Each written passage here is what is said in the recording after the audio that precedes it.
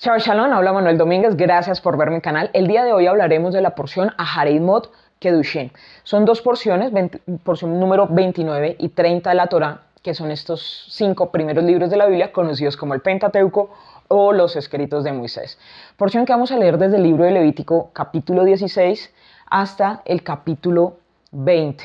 Va a hablar de dos conceptos, Aharei Mot, que es después de la muerte, después de que mueren los hijos de Aarón, que son Nabad y Abiú, y Kedushin, que va a ser la santidad. ¿Y de qué va a tratar estos versículos? De las leyes que se imponen después de la muerte, indicando las leyes de Yom Kippur. No siempre pasarán detrás del velo a causa de la muerte de estos hijos de Aarón. También va a hablar de diferentes leyes que vamos a ver de la santidad, para no hacer como hace Egipto ni hacer como hace Canaán, hacer esa separación y hacer las normas de Dios. Y también va a nombrar del guardar el descanso, los días de reposo.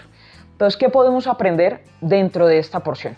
Lo primero es precisamente esto. Después de la muerte, Aharei Mot, después de la muerte de estos dos personajes, se va a imponer el que no siempre se va a poder ir detrás del velo, pero vemos que dentro del ejercicio histórico, el Mesías Ben Yosef, Jesús de Nazaret o el Mashiach, Yeshua, va a cambiar totalmente.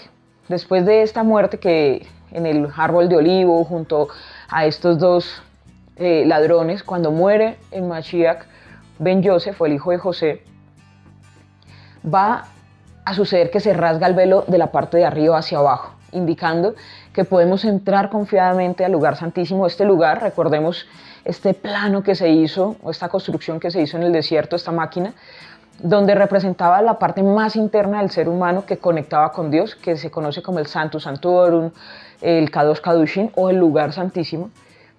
No se podía entrar todo el tiempo, solamente en el día de Yom Kippur. Y aquí nos dice que podemos entrar confiadamente en cualquier momento del año. Es diferente, pero no quiere decir que la ley esté equivocada, sino que hay momentos históricos. Y en este caso, a partir de la muerte de personas que murieron a causa de entrar allí, se coloca una restricción y se coloca un estado diferente para que podamos entrar confiadamente a través de unas normas y unas leyes que tenía que cumplir el sumo sacerdote. De hecho, lo vemos en la Brit Hadashah, cuando el padre de Juan el Bautista va a entrar a este lugar, ve el ángel y queda mudo a causa de toda la historia de colocarle el nombre de Juan el Bautista, de Yohanan, y que cuando van a ponerle el nombre al niño, él puede volver a hablar. Es justamente esa misma historia. Hasta este tiempo se ingresaba únicamente una vez al año en el día de Yom Kippur, un día que cósmicamente hay una mayor cercanía con Dios, un día donde se hace un ayuno de 25 horas porque estamos tan alegres que no tenemos tiempo de ir a comer, sino de estar siempre conectados, y que el alimento es espiritual. Y también representa la segunda entrega de las tablas de la Torá. Recordemos que hubo unas primeras que rompieron y después tuvo que subir otros 40 días y bajarlas. Entonces sabemos que es un día muy importante, Yom Kippur, pero también sabemos que a partir del Mesías podemos entrar confiadamente, con una actitud correcta, con una prudencia y reconociendo que es a través de la imagen visible del Dios invisible que podemos nuevamente conectar con el Eterno y que tenemos ese acceso a las partes más internas de nuestra alma para conectar con Dios y poder tener esta comunión mayor con Él. ¿Y de qué trata la mayoría de esta porción? De la santidad, de estar apartados conforme a las normas. No harán como hacen en Egipto y no harán como hacen en Canaán. En Egipto, por ejemplo, tenían un culto a la muerte extremo, del cuidado del cuerpo después de morir. Conocemos las momias que se han encontrado en la actualidad. Pero Canaán era otro tema. Canaán tenía un despropósito con respecto al cuerpo. Mataban niños en el fuego, mataban niños y los cortaban en pedacitos y los regaban en los sembradíos para que las verduras salieran más verdes y tuvieran mejor cosecha. Y hacían todos este tipo de cultos a la fertilidad y de hecho, los árboles de Navidad sale un poco también de este tipo de actos de masacre de niños. Pero más sin embargo, el Eterno dice, no harán como hacen en Egipto, ni tampoco harán como van a hacer en Canaán. y empieza a nombrar como tal las normas y las leyes de ser santos.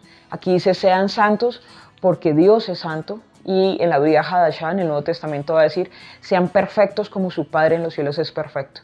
Esa es la corrección del ser humano, esa es la estatura que debemos llegar todos los seres humanos, de poder ser santos y perfectos como lo es Dios, porque esa es la estatura del Mesías. ¿Y cómo llegamos a ser santos? Cumpliendo como tal las normas de la Torá, cumpliendo con lo que el Eterno nos dice. Y bueno, curiosamente, dentro del capítulo 19 de Levítico, en el versículo 30 habla de si guardarán Shabbat. Y quisiera leerlo puntualmente, que me pareció muy curioso.